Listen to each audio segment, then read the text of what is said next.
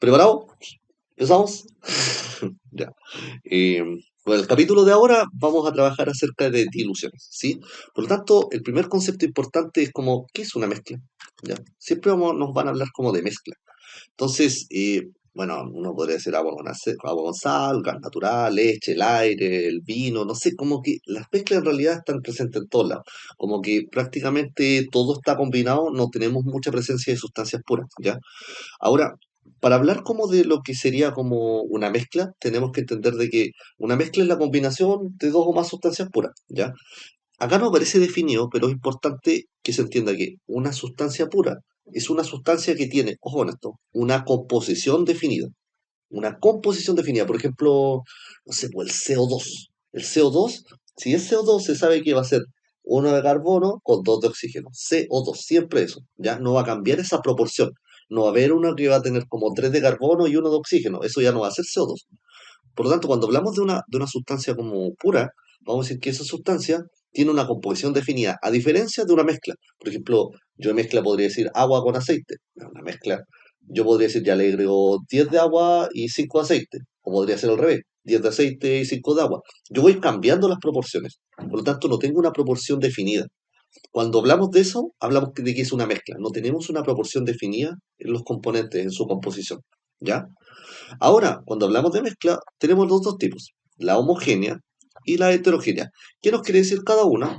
La homogénea, facilito. La homogénea son como mezclas, pero que de alguna forma nosotros como que esto sería una mezcla homogénea. No podemos distinguir entre el soluto y el solvente.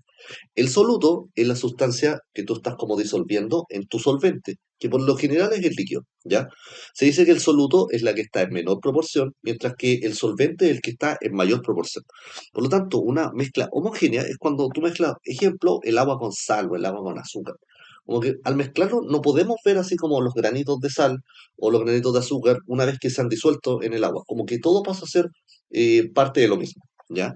No así mezclas heterogéneas, donde tú sí puedes ver una mezcla, una diferencia entre las fases. Por ejemplo, el agua con el aceite. Se dice que se forman dos fases porque como que se aglutina todo lo que es el aceite, pero no se mezcla con el agua, ¿ya? Eso podría ser una mezcla de tipo heterogénea, en donde estamos viendo que una fase, como una de estas partes, esto sería como una fase, no se combina con la otra fase del agua, en este caso con el aceite, ¿ya? Eso sería mezcla heterogénea, donde podemos ver las diferencias entre las partes. Y nos dan más propiedades de lo mismo, y bueno, si bien aquí se habla como de disoluciones, que era lo que estamos hablando, que sería como una mezcla homogénea, también se menciona quizás lo que es un coloide, ¿ya? Y no sé si se menciona tanto lo que es un coloide, pero para que te hagas una idea, los coloides podríamos decir que es como la niebla. Yo veo la niebla, o tú la puedes ver, y tú dices, ah, no, es como un humo. Como que, digámoslo así, es como que uno no puede distinguir entre como las partículas que conforman esa niebla, ¿ya? Eso es cuando uno lo mira como de lejos, pero si nosotros, no sé si ha pasado, pero cuando está cayendo la niebla, y uno va, por ejemplo, dentro de un vehículo y este vehículo tiene como las luces altas, uno como que puede ver que la niebla en realidad no es como una masa de aire, sino que son microgotitas. A lo que quiero llegar es que esas microgotitas no son gaseosas, son líquidas y están inmersas en un medio gaseoso. Si nosotros en estricto rigor nos empezamos a definir, a ver como diferencias, vemos que no hay una mezcla completamente homogénea, sino que esas microgotitas son una fase totalmente distinta a lo que los bordea, que es el aire. Cuando nosotros vemos eso, estamos hablando de un coloide, ¿ya? Como que un coloide pareciese que es como de un solo aspecto, como que todo se mezcla, pero si lo vemos con un poquito más de detalle, en este caso, sobre todo si hacemos como el uso de luces, podemos ver que esas micropartículas se pueden ver claramente distintas del medio que los contiene. Eso sería como ejemplos de coloides, por ejemplo la niebla, ¿ya? Otro ejemplo que podríamos decir es como la leche. La leche, bueno, esta no se ve tanto, pero la leche por lo general lo que tiene es como aceite. Pero dijimos, ¿el aceite se mezcla con el agua? No se mezcla. Pero lo que pasa es que el aceite tiene como microgotitas de aceite que son tan pequeñas que quizás como estamos tomando leche, no podemos verla así como a simple vista. Pero si le ponemos un poco más de atención, podemos ver que hay microgotitas de aceite que no están mezcladas con el agua. Entonces, el coloide es un poco eso. Es como cuando tú tienes una sustancia que no se mezcla con la otra, pero que se encuentra como en una proporción tan pequeña que podríamos considerarla que de lejos se ve como si fuese una sola fase, pero en realidad no lo son. ¿Ya? ¿Se entiende ahí un poco? Eh, bueno, entonces tendríamos como eso, y aquí nos definen un poco como diámetros de partículas, por ejemplo, en la mezcla heterogénea, podríamos decir que el tamaño de las partículas es mayor a 1000 nanómetros, ¿ya? Cuando es coloide vamos entre 1 a 1000 nanómetros, en este caso tendríamos como un intermedio entre lo que sería una solución. Cuando dicen solución es una mezcla homogénea. La mezcla homogénea, por ejemplo, tiene tamaño entre 0,1 a 1 nanómetros, son partículas extremadamente pequeñas, ¿ya? Entonces, digamos que tenemos las heterogéneas, que es donde no se mezclan, las homogéneas, donde todo se mezcla, eso principalmente podemos definirlo por el tamaño de la partícula, ¿ya? Si la partícula es como muy pequeñita, muy, muy pequeña, vamos a decir que es una solución homogénea, pero si las partículas no se disuelven, son como más grandes y las podemos ver a simple vista, ahí podríamos decir que ya es heterogénea. Pero si encuentra como un intermedio, digámoslo así, que es como el coloide, ¿ya? Para tener un poco una referencia al respecto a esto. Ahora, bueno, no hablan de qué es una disolución. Ya habíamos hablado de que era una mezcla, ¿cierto? Pero hay que entender que una solución, esta mezcla, se conforma de dos partes, que tenemos el soluto y el solvente. El soluto es como el polvito que nosotros agregamos y decimos que el soluto siempre es la sustancia que está en menor proporción, mientras que el disolvente es la sustancia que se encuentra en mayor proporción, que por lo general viene siendo como nuestro líquido, ¿ya? Y estas partículas después las mezclamos y forman parte de la disolución. Entonces aquí lo que hablamos recién, la solución es la mezcla homogénea de estas dos sustancias, el soluto es la que está en menor cantidad siempre y el solvente es la que va a estar en mayor cantidad. Esto es independiente del estado, podemos encontrar mezclas o disoluciones gas-gas, gas líquido, gas sólido, líquido líquido, etcétera. Hay distintos tipos de disoluciones, ¿ya? Y también hay que entender de que vamos a encontrar distintos tipos de interacciones. Acá nos hablan, por ejemplo, interacción solvente-solvente, soluto-soluto o solvente-soluto. Ya, ¿qué es lo que pasa acá? Que esto nos va a ayudar un poco a definir cuál es el tipo de solubilidad que podemos establecer. Por ejemplo, delante habíamos hablado, el aceite no se mezcla con el agua. ¿Y por qué ocurrirá eso? Y eso ocurre porque, bueno, hay un tema de naturaleza en la sustancia, pero lo que hay que entender es como que si empezamos a ver las interacciones a un nivel molecular, podemos ver de que la interacción que el solvente tiene consigo mismo es mucho mayor que la interacción que genera el solvente con el soluto, ¿ya?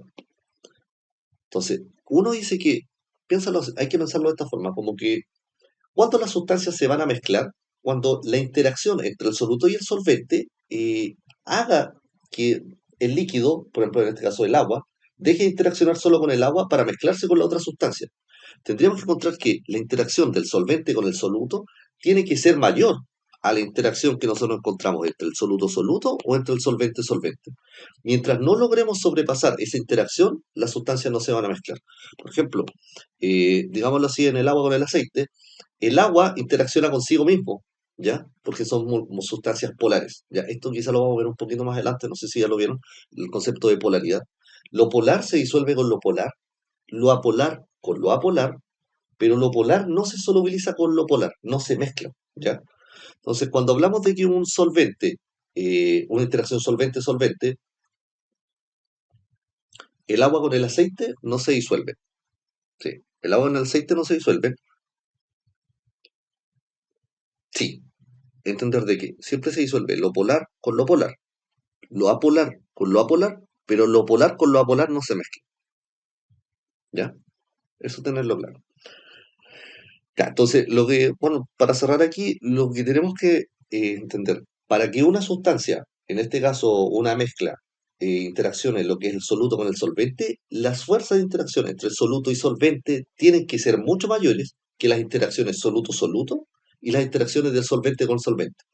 De ser menores, ¿qué va a pasar? Que la sustancia va a seguir interaccionando consigo misma. Por ejemplo, el soluto se va a quedar interaccionando solo con el soluto y el solvente solamente con el solvente porque la interacción cruzada no es más fuerte. Entonces prefieren quedarse como en su estado original. ¿Ya? Eso es lo que ocurre, por ejemplo, en el caso del agua con el aceite. El agua se queda interaccionando consigo misma y el aceite también. Pero esa interacción de entre el aceite y el agua no se genera, no es suficientemente fuerte como para romper esa barrera y que todo se mezcle. Eso con respecto a las interacciones, ¿ya? Ahora, bueno, una sustancia, podemos hablar también de que se mezcla con otra dependiendo de su grado de solubilidad. Esto va a depender un poco igual de la naturaleza que tenga la sustancia. Por ejemplo, yo por más aceite que le meta al agua, no se van a mezclar, ¿ya? Tiene que ver un poco con la naturaleza propia, que tiene que ver quizá con la polaridad de la sustancia. Pero independiente de eso, suponiendo que la sustancia, el soluto, se va a solubilizar en la otra, podemos definir soluciones que son insaturadas. Y es como, por ejemplo, yo le agrego un poquito de sal al agua y le puedo seguir agregando y se va a seguir solubilizando. Eso sería insaturado. Pero yo también podría hablar de una solución saturada, que es cuando ya, por más que le agregue sal o azúcar, no se va a seguir solubilizando, como que se va a solubilizar hasta cierta parte y luego lo que le sigue agregando va a caer como cristal. No se va a disolver en la mezcla. Ahí tenemos una solución de tipo saturada. Y la sobresaturada, bueno, esto ocurre como en algunos casos en que, por ejemplo, tenemos el caso en que yo si caliento una sustancia líquida, va a aumentar por lo general la solubilidad de los sólidos. O sea, es como típico esto que ocurre cuando uno toma como té o café y le agrega como harta azúcar cuando está caliente y después uno deja que se enfríe. O después retiran las tazas y uno se da cuenta que hay como una costra debajo, como que quedó en las personas que le echan mucho azúcar.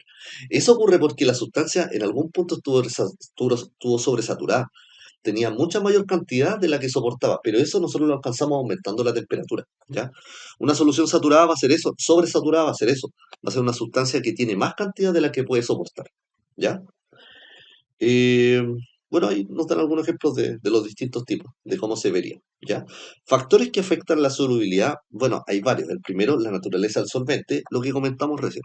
Lo polar se solubiliza con lo polar, lo apolar con lo apolar, pero no se van a mezclar de manera cruzada, lo polar con lo apolar, jamás. Es como que, no sé, por todo lo que es petróleo, hidrocarburos, aceite, con el agua no son muy afines, ¿ya?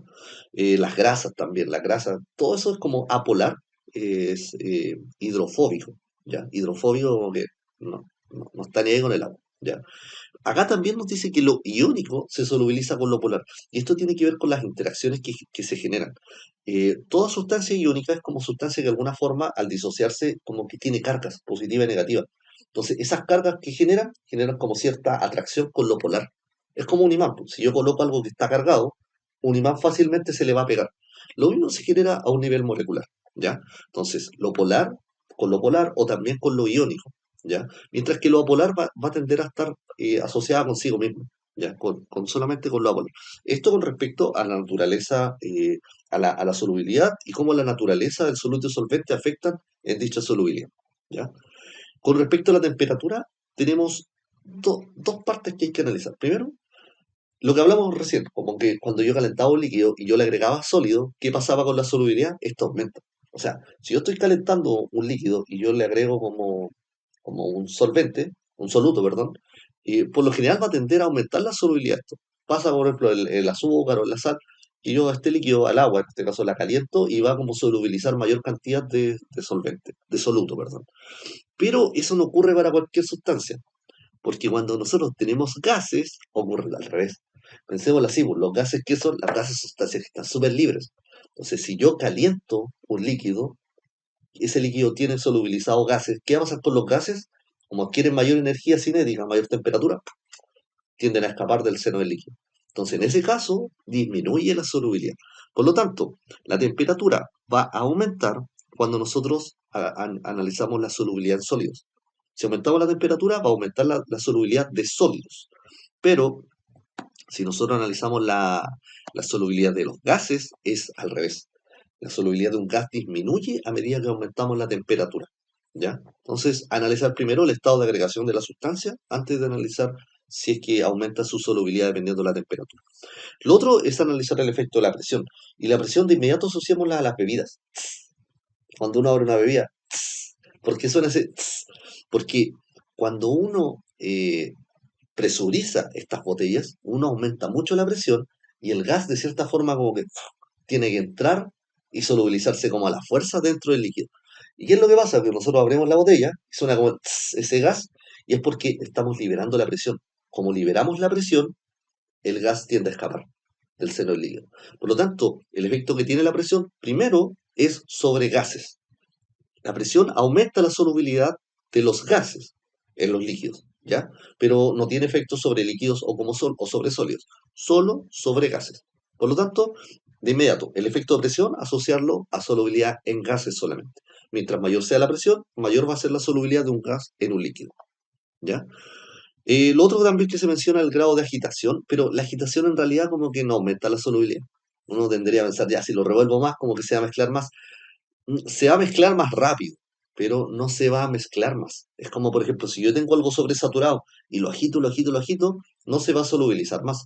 Solamente se va a alcanzar el equilibrio más rápido, pero eso no quiere decir que vaya a aumentar la solubilidad. Esto tiene que ver quizá más con la cinética de la reacción. Aumenta y hace que la reacción ocurra de manera más rápida, ¿ya? Y lo otro, el estado de agregación, bueno, aquí no sé si en realidad bueno, lo que ya hemos hablado en realidad, así como que dependiendo del estado de agregación, va a depender un poco cómo esto va a afectar la solubilidad, pero tendría que ver como con la naturaleza de cada sustancia. No sé, pues el efecto como que un gas tenga sobre un líquido va a depender mucho como de la naturaleza que ésta tenga y también de su estado de agregación. No hay una regla clara como que diga, no, mira, si es gas con gas se va a solubilizar más que gas con líquido. Va a depender como de las condiciones en las cuales estemos trabajando, ¿ya? Ahora, todo esto que se vio lo tenemos que seguir estudiando para analizar lo que es como la concentración y cómo se puede medir. Ahora empezamos a hablar de lo que sería la concentración, ¿ya? Entonces, concentración, ¿qué es? ¿Cómo lo entendemos un poco? Entender que concentración estaría asociado como a, no sé, qué tan concentrado está algo. ¿Cómo podríamos definirlo? Así como qué tanto soluto podemos encontrar como en ciertos solventes, ¿ya? De manera así como más empírica, es como, ¿sería la misma concentración de que a una tacita de agua yo le agrego una cucharada de azúcar que si le echo tres? ¿Tendrá la misma concentración? Claramente no, ¿ya? Entonces, la concentración lo que nos trata de decir es como cuánto soluto es lo que nosotros tenemos contenido en un determinado solvente, ¿ya? Y cómo ver esa proporción. Entonces, digámoslo así, una forma como de medir la concentración podría ser, si es que estamos analizando algo como para tomar, como por el sabor. O sea, qué tan desabrido, qué tan fuerte está como algo. No, claramente en química no vamos a estar probando las cosas, pero es como para que tengamos una idea un poco de que la concentración hace un poco relación a eso. ¿Qué tanto soluto tú le estás agregando como a tu solución? ¿Ya? ¿Qué tan fuerte se encuentra? ¿Qué tan concentrado está? ¿Ya? Entonces, cuando analizamos concentración, bueno, primero entender de que algo está muy concentrado cuando tiene mucho soluto por unidad de solvente. Y algo, al contrario, está diluido cuando tenemos mucho como solvente y poco soluto, ¿ya? Es como que algo está con poco sabor, por así decirlo, ¿ya? Entonces, tenemos que aprender algunas unidades. La primera, densidad, ya, súper importante. La densidad nos dice que es la razón entre la masa dividida por el volumen, ¿ya? La densidad para qué nos sirve siempre y cuando nosotros queramos hacer un cambio de masa a volumen. Si nosotros tenemos una masa y nos están pidiendo los litros, el volumen, los centímetros cúbicos, lo que sea, nosotros tenemos que ocupar la fórmula de densidad. Esa es la que nos va a ayudar. O al contrario, si tenemos los litros, el volumen, y queremos pasar a masa, de inmediato necesitamos el valor de la densidad para calcularlo, ¿ya? Y ahora, cuando medimos la concentración, hay que entender de que tenemos distintos tipos de unidades. Tenemos unidades que son físicas y unidades que son químicas. ¿En qué se diferencian estas unidades? Que las unidades físicas son, por ejemplo, porcentaje de masa en masa, masa volumen, volumen volumen, partes por millón. Son unidades que involucran lo que es como kilogramo, ml o litro, ¿ya? Y, pero a diferencia de las unidades químicas en este caso consideran al mol como unidad dentro de todo lo que se calcula, ¿ya? Entonces, primero recordar un poco, ¿qué era un mol? ¿Ya? Recordar que el mol es una unidad que nos sirve para medir cantidades. Y ahí uno dice, ya, pero cantidades, todo se mide en cantidades. Entonces, ¿qué es lo que nosotros necesitamos cuando medimos cantidades? Me gusta graficarlo en la forma en que yo digo, por ejemplo, los huevos. Cuando yo mido huevos, o sea, pido huevos, yo voy y digo, me da una docena de huevos. Como que la docena ya está estandarizado. Uno sabe que una docena son 12 huevos, ¿ya? Ahí estamos midiendo cantidad, por ejemplo. Y cuando estamos viendo pares, o sea, me da un par de zapatos. Si yo pido un par, porque sí o sí son dos. Un trío, porque sí o sí son tres. La docena, o la docena, 12, la decena son 10, ¿ya? Y ahí es cuando uno podría decir el mol. ¿El mol qué es? El mol, como así como un par son dos, como una docena son 12, un mol sería equivalente a hablar del número de Avogadro en unidades. O sea, yo si divido un mol de sustancia, estoy diciendo que son 6,022 por 10 elevado a 23 unidades de lo que esté midiendo. No sé, si yo te digo, por ejemplo, me da un mol de huevos, yo lo que estoy diciendo es que son 6,022 por 10 elevado a 23 huevos los que necesito, ¿ya? Ahora, esta cantidad es súper grande, pero hay que pensarla que es tan grande porque nosotros analizamos átomos, y los átomos son extremadamente pequeños. Entonces, una unidad que nos ayude como a reflejar las cantidades que nosotros estamos viendo, tiene que ver un poco con eso, con el mol, ¿ya? Entonces, todo lo que esté relacionado con el cálculo de moles, va a estar aquí asociado como a estos cálculos de unidades químicas, ¿ya? Donde encontramos la fracción molar, la molaridad y normalidad, ¿ya? Vamos a ir analizando cada una de estas. Primero nos vamos con las unidades físicas de concentración. Y estas fórmulas son casi todas iguales. Mira, cuando nos dice masa en masa, es masa de qué? Soluto arriba siempre y abajo dilución abajo. Para todas estas fórmulas va a ir soluto dividido solución. Entonces, si nos dice masa en masa, va a ser masa de soluto dividido masa de disolución y esto multiplicado por el 100%. Veamos ahora masa-volumen. Yo dije, siempre es soluto y abajo solución. Si es masa-volumen, va a ser porcentaje masa-volumen, masa de soluto arriba, dividido volumen ahora, porque es masa-volumen, partido volumen de disolución. Y eso por 100%. Recordar, siempre es soluto arriba dividido disolución. Si ahora nos dicen porcentaje volumen-volumen, ¿qué va a ser? Lo mismo, volumen de soluto partido volumen de disolución. Y eso por 100%. Entonces, dependiendo de lo que nos piden, si es masa-masa, masa-volumen, volumen-volumen, uno dice masa-masa, masa de soluto partido masa de disolución. Volumen-volumen, lo mismo. Volumen de soluto partido volumen de disolución. Y así sucesivamente. Lo vamos a ir ocupando. ¿Ya? Y lo último es la parte por millón, que sería como decir la masa del soluto partido la masa del disolvente, de la disolución completa, y esto por un millón. 10 elevado a 6, ¿a qué corresponde? Es lo mismo que si hablásemos de un millón. Estas fórmulas de acá nos ayudan como a expresar lo mismo, pero al hacer estos cambios de unidades, como que implícitamente estamos hablando de este millón, ¿ya? Yo lo que recomiendo es que usemos la misma unidad, ¿no? Masa de soluto partido masa de disolución, y eso se multiplica por un millón. Y ahí tendríamos lo que se conoce como partes por millón, simplemente, ¿ya? Ya, de manera bien sencilla vamos a tratar de hacer un ejercicio acá, rapidito. Nos dicen, en una mezcla de 3 kilogramos de ácido sulfúrico se contienen 2.200 gramos de ácido puro y el resto es agua. ¿Qué concentración masa-masa tiene la mezcla? Entonces, vamos analizando. Estos 3 kilogramos que me están dando acá, ¿qué es?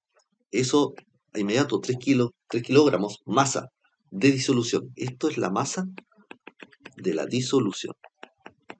Esto me da 3 kilogramos. ¿Qué más tenemos? Bueno, esto lo voy a anotar aquí. Esto es la masa de disolución. Tenemos también, contiene 2.200 gramos de ácido puro. ¿Eso qué vendría siendo? Eso vendría siendo como mi soluto. Sería como la masa de soluto, 2.200 gramos. Pero ojo, por lo general todos estos ejercicios requieren de que yo tenga la misma unidad. Entonces, si esto está en kilogramos, yo esto de acá también lo tengo que pasar a kilogramos. Esto serían 2,2 kilogramos. ¿Ya? Y ahora me viene el porcentaje masa-masa, entonces a mí me gusta trabajar siempre colocando la fórmula que voy a ocupar. Porcentaje masa-masa es masa de soluto dividido la masa de la disolución. Y esto se multiplica por 100%. Entonces ahora a sustituir. Masa de soluto la tenemos acá, que es 2,2 kilogramos, dividido la masa de la solución, que nos dijeron que era 3 kilogramos. Y esto se multiplica por 100. Entonces nos vamos a la calculadora. ¿Cuánto nos dará esto? Un 70%, 68%, algo así. Yo voy a calcular esto. Nos daría 2,2 dividido 3. Ya está. Esto nos da un 73,3% periódico. Y esto sería el porcentaje masa en masa de este caso del ácido que yo estoy analizando. ¿Sí? De esta forma se van desarrollando como todos los ejercicios. Analizar bien lo que me están pidiendo, ¿ya? Y ver los datos. En este caso, 3 kilogramos de solución de inmediato. Masa de solución, esos 2.200 gramos de ácido vendría siendo como la masa del soluto. ¿Sí? De inmediato vamos calculando esto. Ya, acá nos están dando otro, nos dicen complete el siguiente cuadro. Nos están dando porcentajes en masa, y nos están dando la densidad y y nos piden el porcentaje masa volumen. Entonces, mira, voy a tratar de hacer el primero. El cálculo entonces va a ser similar como para ambos lados. Y para estos ejercicios, lo que yo voy a considerar va a ser darme una base de cálculo. A mí en ningún momento me dicen si yo estoy trabajando con 1 kilogramo, con 100 gramos, con 1 gramo, con 1 miligramo. No me dan esa información. Pero quiero que se entienda que lo que vamos a hacer ahora es como si a mí me entregan un tarro lleno de jugo y me piden analiza las propiedades de ese jugo, ¿qué es lo que hago yo para estudiar ese jugo? Yo extraigo una cantidad y yo la defino. Yo digo, voy a trabajar con 1 litro, voy a trabajar con 100 ml. O al contrario, no con volumen, puedo trabajar con masa, lo pongo en una balanza. Pero yo defino esa cantidad. O sea, yo defino esa cantidad que yo quiero trabajar. Pero lo que no cambia, independiente que yo saque una cucharita, saque un vaso, lo que yo saque, ¿va a cambiar como el sabor del jugo? El sabor vendría siendo como la concentración.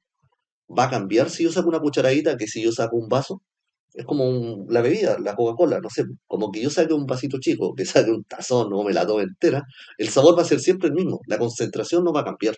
Entonces, yo lo que necesito es fijarme yo una cantidad con la cual yo quiero trabajar. Eso se llama trabajar con una base de cálculo. Por lo general, si me están pidiendo porcentajes y el porcentaje está en base a 100, yo voy a decir, mi base de cálculo va a ser en base a 100. ¿Pero en base a qué? ¿100 qué? ¿100 ml? ¿100 litros? ¿100 qué? Como es porcentaje masa en masa, ¿qué me conviene a mí tomar como referencia? La masa. Entonces yo podría trabajar, no sé, 100 gramos. Entonces yo voy a tomar, en el caso A, voy a tomar como base de cálculo 100 gramos de disolución. Ahora, aquí es sencillito. Si yo sé que tengo 100 gramos de disolución y me están diciendo que mi porcentaje masa en masa es de 10%, quiere decir que un 10% de mi solución, ¿qué va a ser? Va a ser soluto. Entonces, ¿qué hago yo acá? Al tiro. ¿Cuánto es el 10% de 100? 10. 10 gramos serían de soluto. Y ahí estoy listo con esa. Ahora, ¿qué es lo que hago? A mí lo que me están pidiendo es porcentaje masa volumen. Entonces, yo voy a anotar la fórmula de porcentaje masa volumen. Necesito la masa de soluto dividido el volumen de disolución. Y esto multiplicado por 100%. Entonces, yo voy acá y digo, bueno, masa de soluto la tengo, correcto, ya la tengo lista, 10 gramos. Pero lo que me estaría faltando, ¿qué sería? El volumen de la disolución. Y ahí es donde nosotros comentamos, siempre que queramos hacer un cambio de masa a volumen, de volumen a masa, la densidad es necesaria. Y aquí me la están dando. Entonces, yo voy a anotar la fórmula. La densidad es igual a la masa partido el volumen.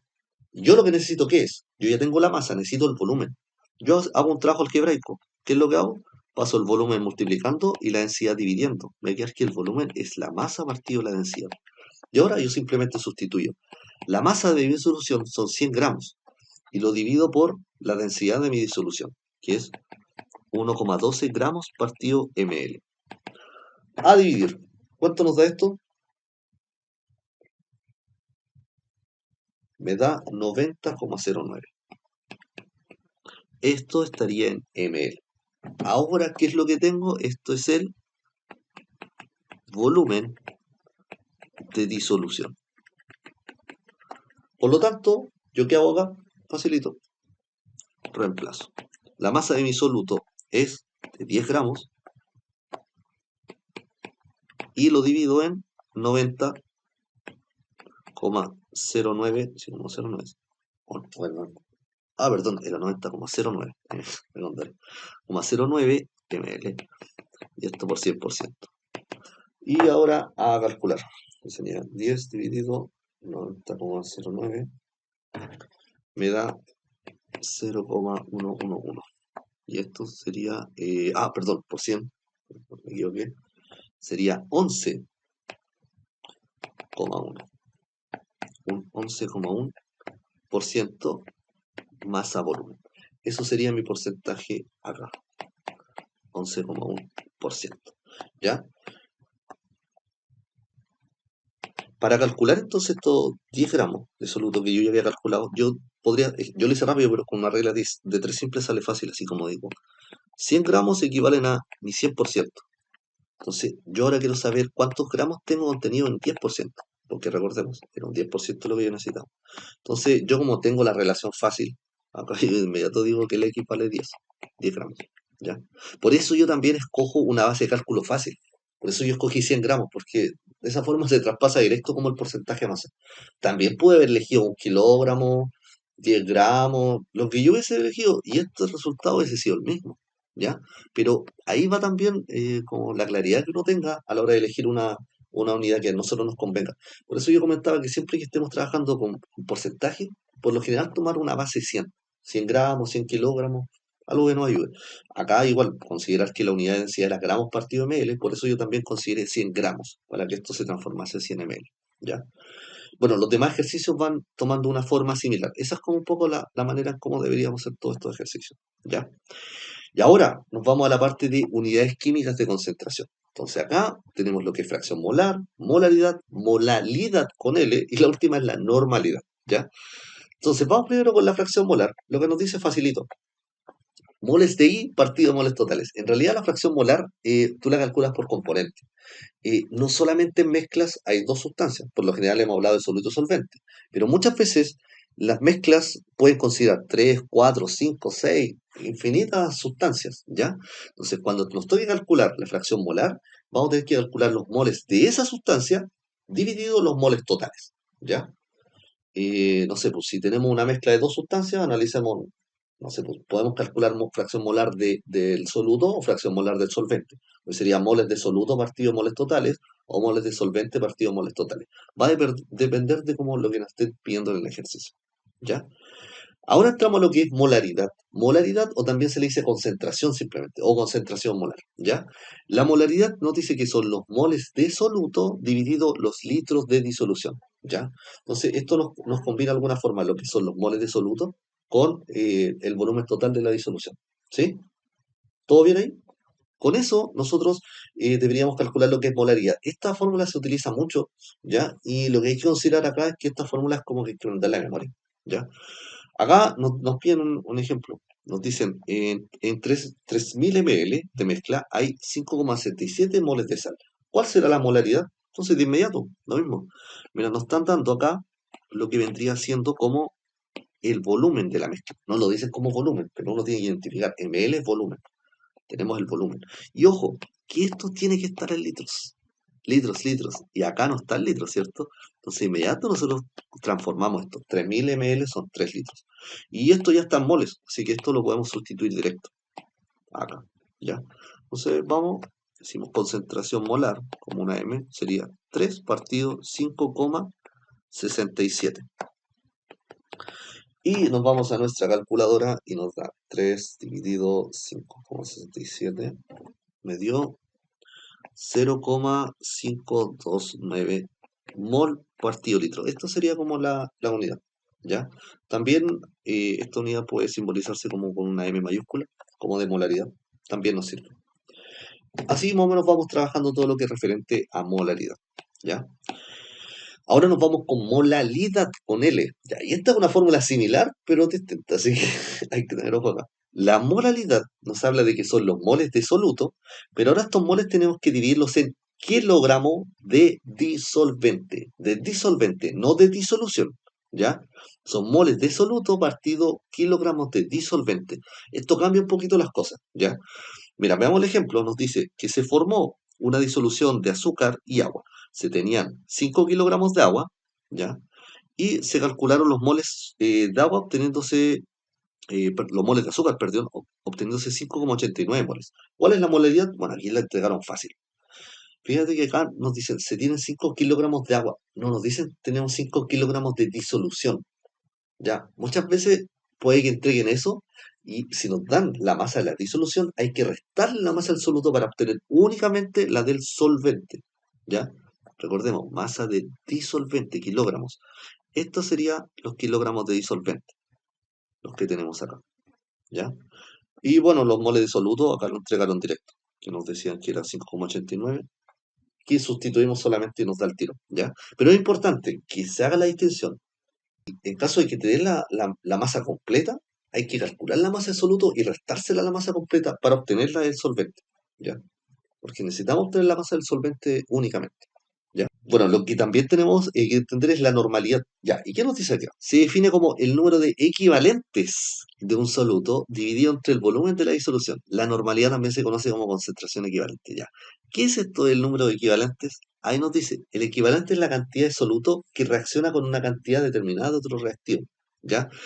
Em, Mira, no me quiero meter todavía a la parte de normalidad, ¿ya? Pero los equivalentes tienen que ver como con cuántas sustancias puede reaccionar una sustancia, con cuántas más puede reaccionar, ¿ya? La verdad no se estudia mucho, últimamente no he visto mucho ejercicio de normalidad, prefiero centrarme más en lo que siempre entra, que es como concentración molar o molalidad, ¿ya? Eh, y ahí tendríamos como la parte de normalidad, ¿ya? Esto vamos a saltar un poquito. Entonces, acá está la tabla de resumen donde tenemos las unidades de concentración, ya como las físicas, y acá todas las unidades de concentración químicas. Y aquí podemos ir haciendo ejercicios. Entonces, yo voy a tratar de ir haciendo varios ejercicios de manera rapidita. Me vas comentando cualquier duda que tengas.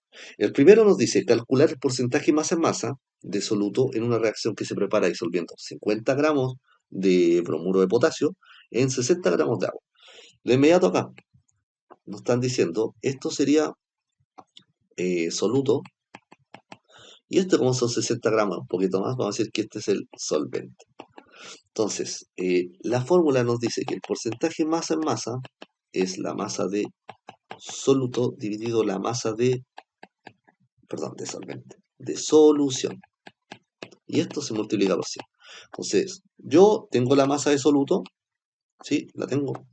Son los 50 gramos de bromuro de potasio. Y la masa de solución la tengo. No la tengo explícita, pero lo que debería saber yo es que, bueno, el soluto está formado por, o sea, perdón, las soluciones está formado por todo, soluto y solvente. Entonces, simplemente, yo cuando sumo soluto-solvente me da la solución. Y esto sería 50 gramos más 60 gramos, esto me da 110 gramos. Esto sería la masa de la solución.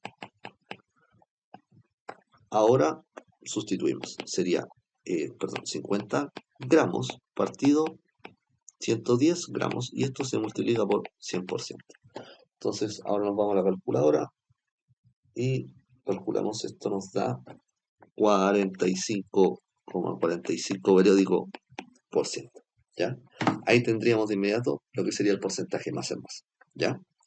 La segunda nos pregunta el porcentaje masa-volumen de una disolución que contiene 20 gramos de hidróxido de potasio en 60 ml de disolución. Bueno, este incluso está más fácil porque aquí nos dan directamente. Entonces, la masa de soluto dividido el volumen de solución por 100%. Acá nos están dando directo esto, que nos dicen que la masa de soluto es 20 gramos y el volumen de disolución, los 60 ml de solución, ¿se vieron? Completo. Entonces, sustituimos nomás, sería 20 partido 60 y esto por 100%, ¿esto cuánto nos da? Un 33,3%. Esto sería porcentaje masa-volumen, ¿sí? De inmediato se calcula eso, ¿ya?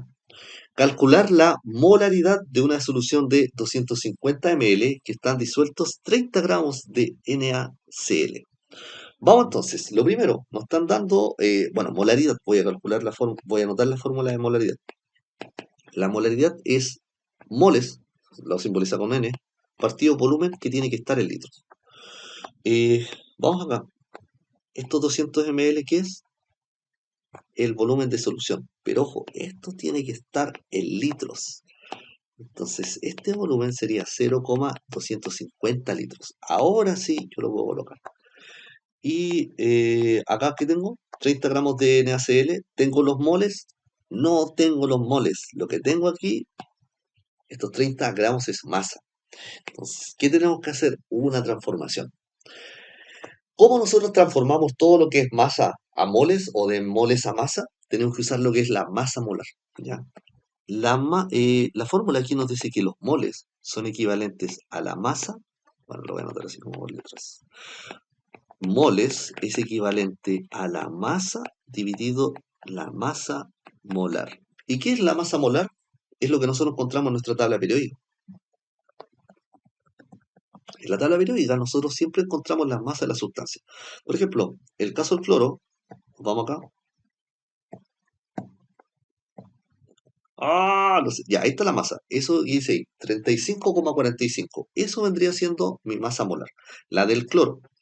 Entonces, 35,45 yo voy a anotar aquí. El cloro,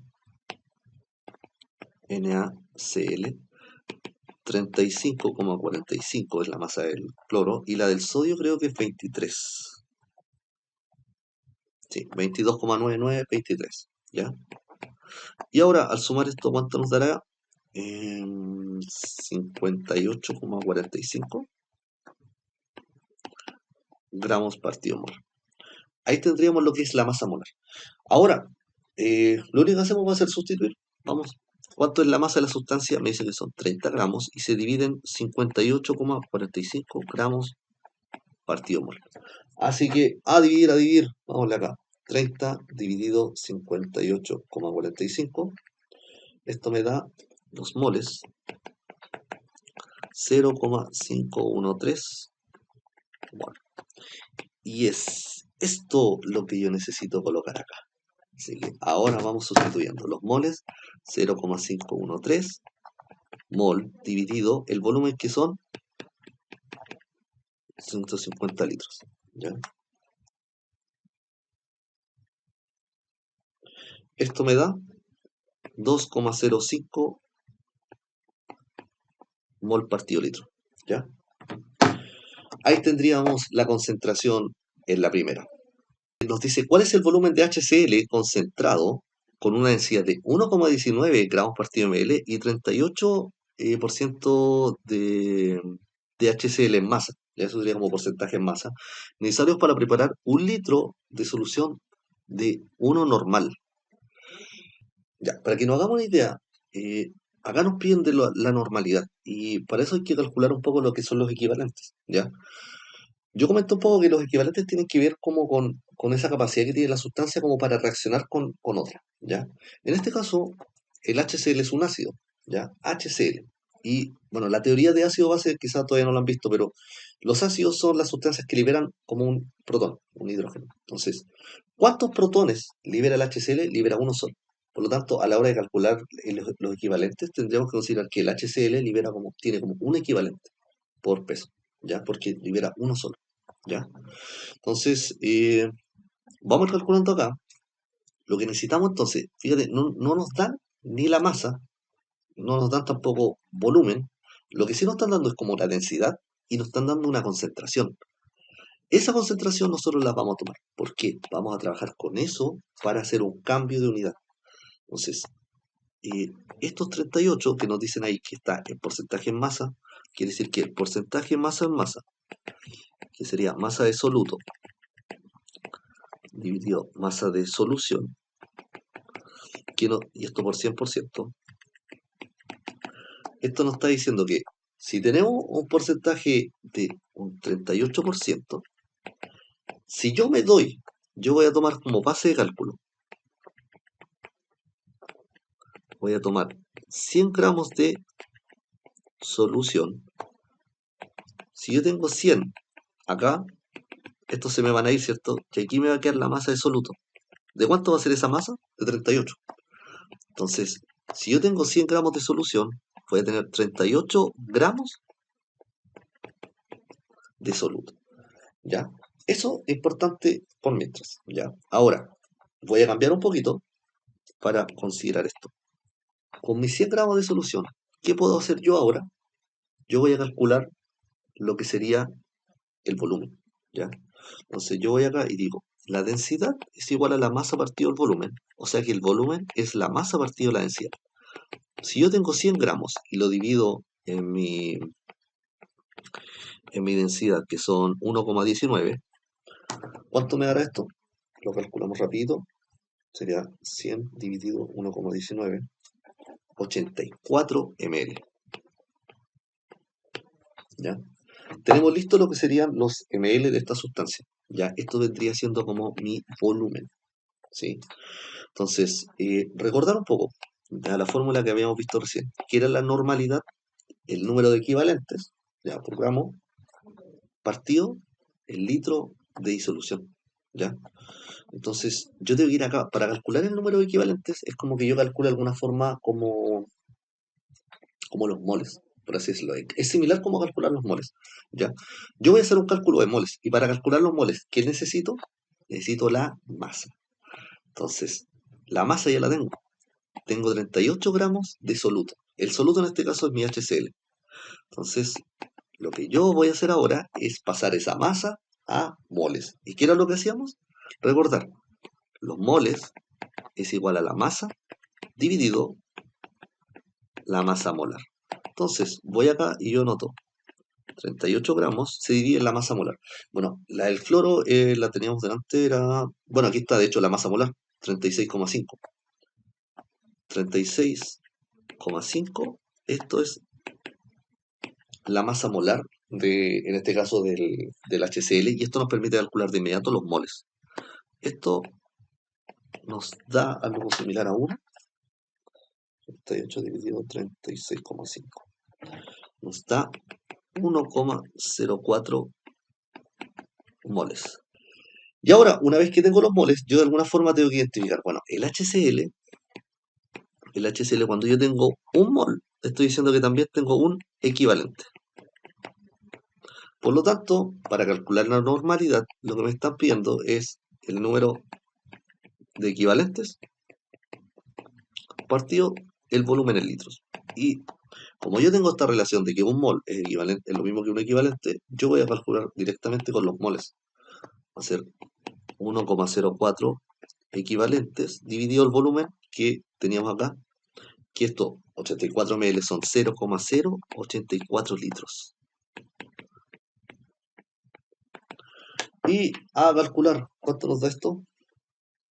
Esto me da 12,4 normal. Y ahí yo tendría la normalidad de esta disolución. Ya, entonces ahora vamos a hablar de las diluciones. ¿Qué nos estamos refiriendo cuando hablamos de dilución? ¿Qué es una dilución?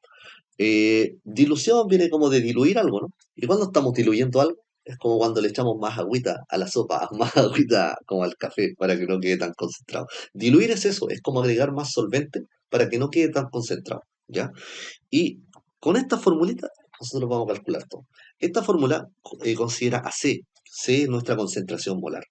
Nosotros vamos a decir que teniendo un estado 1 con una concentración y un volumen 1, si nosotros le agregamos como más solvente a esto, vamos a tener una nueva concentración 2 multiplicada por el volumen 2. Y esto nos va a permitir hacer como las equivalencias, ¿ya? Ahí nos está hablando de la dilución, que es como irle agregando como más solvente, ¿ya? Para que esto vaya como diluyéndose, como disminuyendo su concentración, ¿ya? La fórmula es la misma, ¿ya?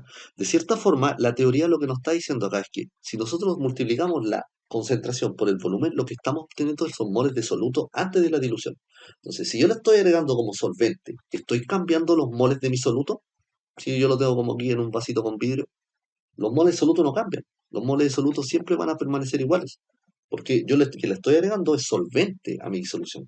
Entonces, es como la cantidad de sal o las cucharadas de azúcar, las cucharadas de sal que yo le eché a mi vasito, no van a cambiar. Lo único que yo estoy cambiando es como el volumen, porque yo le estoy agregando más solvente, como más agua, para que cambie la concentración. Entonces, con esta fórmula, o es la misma acá, en vez de concentración le pongo M, es lo mismo, ¿ya? Eh, entonces, ahí nos están hablando como la disolución, la dilución, perdón, que lo que nosotros hacemos es como tomar una muestra e irle como agregando cada vez más volumen. Entonces vamos a ir haciendo una serie de estos ejercicios para que quede esto más claro. Nos dice, por ejemplo, a 10 ml de una disolución acuosa de cloruro de sodio, 5 molar, esto es la concentración, el 5 molar. Dice que se le agregan 10 ml más de agua. ¿Cuál será la nueva concentración? Ya acá sencillo. Vamos con la fórmula. C1 por volumen 1 es igual a C2 por volumen 2. Vamos, en mi condición 1, ¿cuál es mi volumen inicial? Son 10 ml por 5 molar. Ahora voy a mi condición 2. Me están diciendo que yo le agrego 10 ml más de agua. ¿Cuál va a ser mi volumen final? Le estoy agregando 10 ml más a lo que ya había. Tengo que sumárselo. Serían 20 ml. y la concentración 2 es lo que yo quiero saber. Entonces, si despejamos, me queda que la concentración 2 es 10 ml por 5 molar dividido 20 ml. ml se me va con ml. Bueno, aquí divido, me va a quedar un medio, 5 medios. ¿Cuánto es 5 medios? 2,5 molar. ¿Ya? Por lo tanto, la concentración va a ser igual a 2,5 molar. Como le agregué el doble de volumen, o sea, ahora tiene el doble de volumen, la concentración disminuyó a la mitad. ¿Ya? Vamos con la siguiente, nos dice, a 20 ml de una disolución acuosa de NaClO de concentración 4,8 molar, se le agregan 80 ml de agua. ¿Cuál será la concentración molar resultante? Lo mismo. Vamos, concentración 1 por volumen 1 es igual a concentración 2 por volumen 2. La concentración 1 es de 4,8 y el volumen inicial de 20 ml. Entonces vamos acá, 4,8 molar por 20 ml. Esto nos da la concentración 2, que es lo que yo necesito saber. No sé cuánto vale, cuál es la concentración molar resultante. Si yo le agregué 80 ml de agua. Ojo, le agregué 80 ml a los 20 que ya tenía, me da 100. Por lo tanto, allí tendría C2 por 100 ml. Y ahora lo mismo, vamos a despejar el C2. C2 sería equivalente a 4,8 por 20 ml, esto está en molar, partido 100 ml. ml se va con ml y aquí me quedaría algo así como 4,8 partido 5. ¿Cuánto me daría esto? 0,96, ¿o no? No, 0,96 molar. Y ahí tendríamos listo lo que es nuestra concentración final. Ya, de esta forma se van a ir como desarrollando todos estos ejercicios. Ahora, lo que viene después es entender un poco de propiedades coligativas, ¿ya? Yo voy a hacer un breve repaso de esto, ¿ya? Tenemos que entender de que hay 4 propiedades coligativas, pero antes de mencionarlas, es como, ¿qué son las propiedades coligativas? Las propiedades coligativas son propiedades que solamente se van a generar en mezclas. No hay propiedades coligativas en sustancias puras. Y una propiedad coligativa es una propiedad que, dependiendo de la concentración de soluto que yo le esté agregando a mi solución, va a aumentar o se va a generar cierto cambio en las propiedades de esta, pero solo se generan en mezclas, ¿ya? Son estas 4: disminución de la presión de vapor, elevación del punto de ebullición, disminución del punto de congelación y el último que es la presión osmótica. Ya vamos con la disminución de la presión de vapor. Lo primero, ¿qué será esto de la presión de vapor? Este gráfico lo refleja súper bien. La presión de vapor es como, de manera espontánea, siempre hay una fracción del líquido que se está transformando en vapor. Eso va a ocurrir siempre. Yo dejo un vaso con agua y por algo el vaso con agua empieza a, como a evaporarse. Porque de manera espontánea el líquido empieza como a soltar pequeñas partículas gaseosas y a liberarlas, ¿ya? Esas partículas que están gaseosas, esparcidas como en el entorno gaseoso, van a generar una presión y eso se le denomina la presión de vapor. Entonces, lo que nos dice acá es que disminuye esa presión de vapor. ¿Y por qué? Este gráfico como que lo explica súper bien porque ahora cuando tú agregas como estas sales, agregas soluto, el soluto ahora como que lo que trata de explicar aquí es como que viene como a tapar, acá, viene como a tapar la salida. Entonces ahora al líquido ya no le es tan fácil salir, porque está como tapado. Entonces como ya no le es tan fácil salir, ¡pum! Disminuye la presión, disminuye la cantidad de vapor que se evapora, por lo tanto disminuye también la presión de vapor. Y la fórmula, esto es mediante la ley de Raoult, que nos dice que la presión de vapor de cualquier sustancia es igual a, ojo con esto, el XA vendría siendo como la fracción molar. Recordad, la fracción molar es moles de la sustancia dividido los moles totales. Va a ser la fracción molar, en este caso, del solvente, y eso se multiplica por la presión de vapor del solvente puro. Eso por lo general lo va a alterar el ejercicio, ¿ya? Te tienes que dar como el de la sustancia pura y eso se tiene que multiplicar por la fracción molar. Entonces, siempre esto va a generar como una disminución de la presión de vapor. Ahora, nos habla también, esto es como lo mismo. No habla más de lo mismo. Ahora lo que vendría es como la elevación de la temperatura de ebullición. Ya, y esto es como un poco extraño, es distinto, pero primero entender como qué es la ebullición.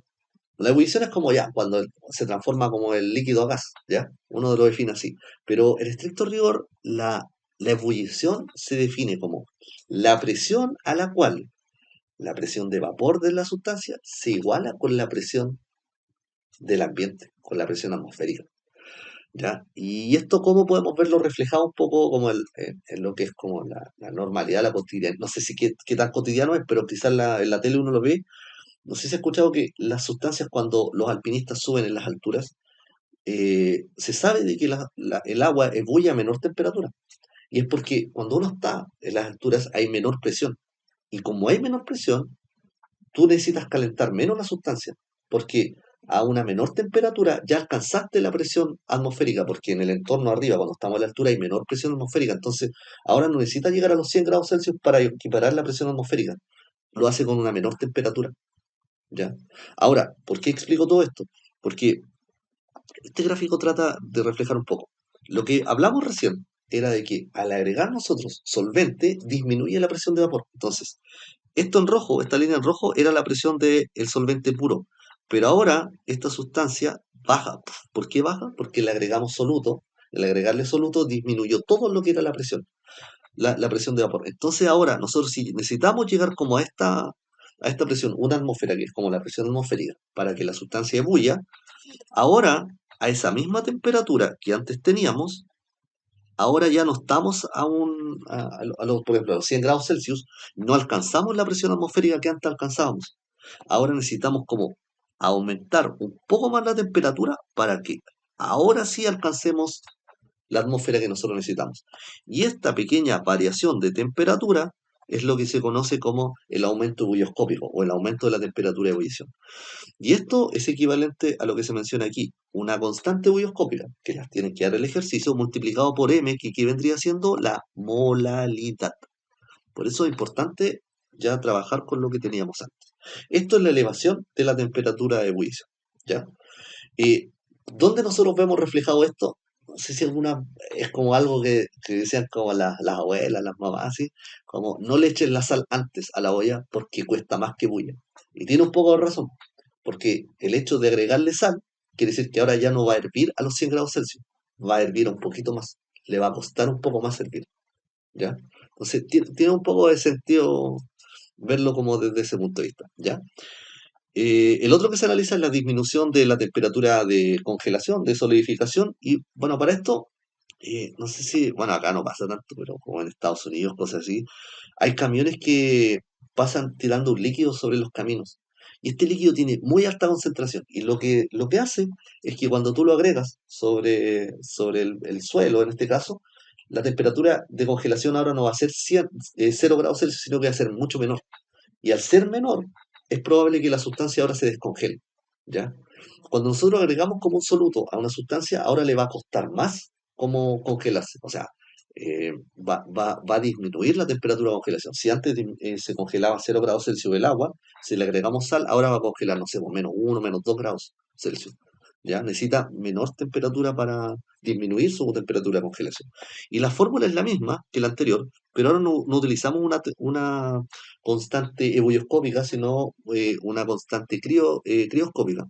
Se llama esto, ahí está, constante crioscópica. Que de alguna forma está relacionada con la naturaleza de la sustancia que estemos analizando. Pero lo mismo, esa constante se multiplica por la molaridad y nos permite calcular la disminución de la temperatura de congelación. ¿Ya? Y el último que nos queda es la presión osmótica. ¿Y qué es esto de la presión osmótica? Este gráfico lo explica súper bien. Mira, nosotros vamos a suponer que tenemos esta como un tubito nu, donde esto tiene agua, ¿ya? Y nosotros vamos a colocar una membrana semipermeable que solamente permite el paso de agua, pero no de nada más, solamente de agua. Entonces, la presión osmótica es un fenómeno súper extraño, porque nos dice que, por ejemplo, si a esto nosotros le agregamos sal, de manera espontánea, los dos compartimentos van a tratar de igualar sus concentraciones. Entonces, esto que no tiene nada de concentración va a tender de manera espontánea como a chupar agua. Y lo que se va a generar va a ser como este efecto, ¿ya? Como que en el lado donde estaba más concentrado va a aumentar como esa altura. Y en este lado, como que no va a guiar. Entonces, esa diferencia de altura, si bien es una diferencia de altura, también se refleja como una diferencia de presión entre ambos lados. Y eso vendría siendo la presión osmótica.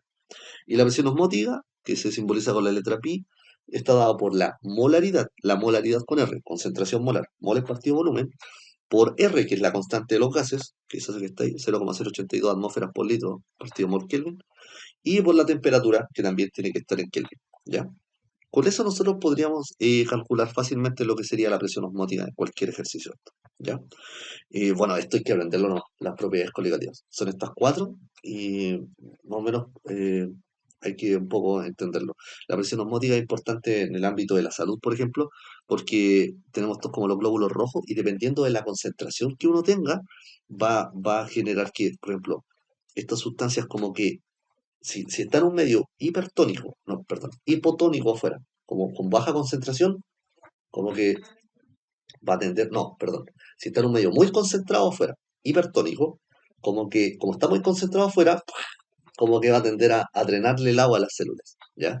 Al contrario, si está en un medio hipotónico, así como con mucha agua, pero poca sal, ¿qué va a tender a hacer? El agua que está afuera va a tender a entrar dentro de la célula y muchas veces va a romper estas células, ¿ya? Eso es como un poco de las aplicaciones que tienen. Lo otro, tú has visto esto que esta persona tiene problemas de la presión, no tiene que consumir sal, tiene que relación con esto.